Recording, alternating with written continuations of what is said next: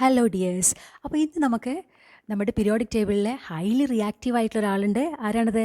Sodium മെറ്റലാണ്. അപ്പോൾ ഇന്ന് നമുക്ക് സോഡിയം മെറ്റലിനെ ഒന്ന് പരിചയപ്പെട്ടാലോ? നമുക്ക് വളരെ ഈസി ആയിട്ട് തന്നെ കട്ട് ചെയ്യാൻ പറ്റുന്ന ഒരു മെറ്റലാണ് സോഡിയം. കാരണം because it is A soft metal. ഈ കട്ട് ചെയ്ത സോഫ്റ്റ് മെറ്റലായ സോഡിയത്തെ, ഈ ഒരു പീസ് ഓഫ് സോഡിയത്തെ നമ്മൾ എന്ത് ചെയ്യാണ്? ഒരു ബീക്കറിലെടുത്തിട്ടുള്ള ജലത്തിലേക്ക് ആഡ് ചെയ്യുന്നു. അപ്പോൾ സോഡിയവും ജലവും തമ്മിലുള്ള പ്രവർത്തനം എന്ന് പറയുന്നത് വളരെ തീവ്രമായ പ്രവർത്തനമാണ്. കാരണം എന്താണ്? നമുക്കറിയാം, ഇറ്റ് ഈസ് ഹൈലി റിയാക്റ്റീവ് ആണ്. അപ്പം തന്നെ ഇത് പ്രവർത്തിച്ച് തീരുന്നു. ഒരു വാതകം പുറത്തേക്ക് വരുന്ന കാണുന്നില്ലേ? ഈ വാതകം ഏതാണ്? സോഡിയവും ജലവുമായി പ്രവർത്തിച്ചാൽ പുറത്തേക്ക് വരുന്ന ഈ വാതകം ഹൈഡ്രജൻ ആണ്. അതുപോലെ തന്നെ നമ്മൾ ഇട്ട ഈ കഷ്ണം സോഡിയം അപ്പം തന്നെ പ്രവർത്തിച്ച് തീരുന്നത് നമുക്ക് കാണാൻ വേണ്ടി സാധിക്കും. ഇനി നമ്മൾ അടുത്തതായിട്ട് ചെയ്യാൻ പോകുന്നതാണ്, ഈ ജലത്തിലേക്ക് ഒരല്പം ഫിനോഫ്തലിൻ തുള്ളി തുള്ളിയായി ചേർക്കുമ്പോൾ അത് പിങ്ക് കളറാവുന്ന കാണുന്നുണ്ടല്ലേ?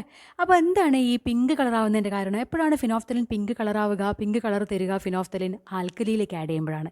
അപ്പോൾ നമുക്ക് എന്ത് മനസ്സിലാക്കാം? നമ്മൾ ആദ്യം എടുത്ത ജലത്തിൽ ഇപ്പോൾ എന്തിൻ്റെ പ്രസൻസ് ഉണ്ടെന്ന് മനസ്സിലാക്കാം.